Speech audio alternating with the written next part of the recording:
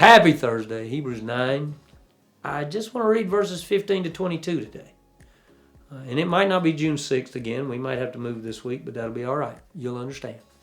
Therefore, he is the mediator of a new covenant, so that those who are called might receive the promise of the eternal inheritance. Because a death has taken place for the redemption from the transgressions committed under the first covenant. That's a sentence that needs to be broken down a little bit. You see? We receive an inheritance because a death has taken place.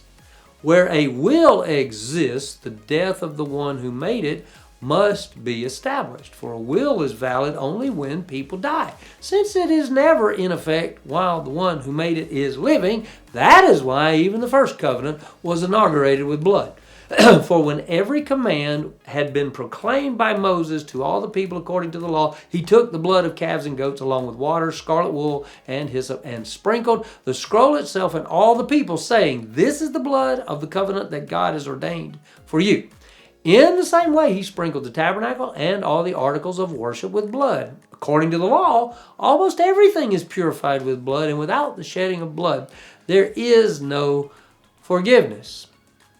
All right, so this covenant forgiveness, we fall under this present covenant established by God, and we only looked at verses 15 to 22 today. So as we've considered throughout the book of Hebrews these last few months, what we've seen now, we're being drawn to the ultimate message of Hebrews. It's starting to come more into focus. Which is kind of a joke between Kyle and I right now. Jesus is the point. Jesus is the purpose. Jesus is the priority of the book of Hebrews. Everything of the old covenant and the new covenant focuses our attention on the person and work of Jesus the Christ. Jesus is meant to be our priority and focus. He is the mediator of the covenant that restores our relationship with God. We received an inheritance because Jesus, the Son, the heir, died a death that we should have died.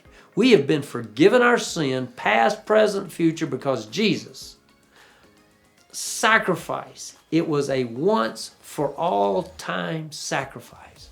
Many will attempt to say that means we can live any way we want to.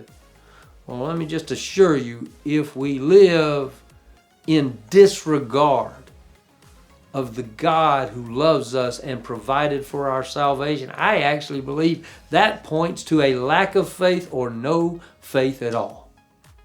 In our surrender, we receive Christ's sacrifice. He gave his life, and we must surrender, give our lives to him.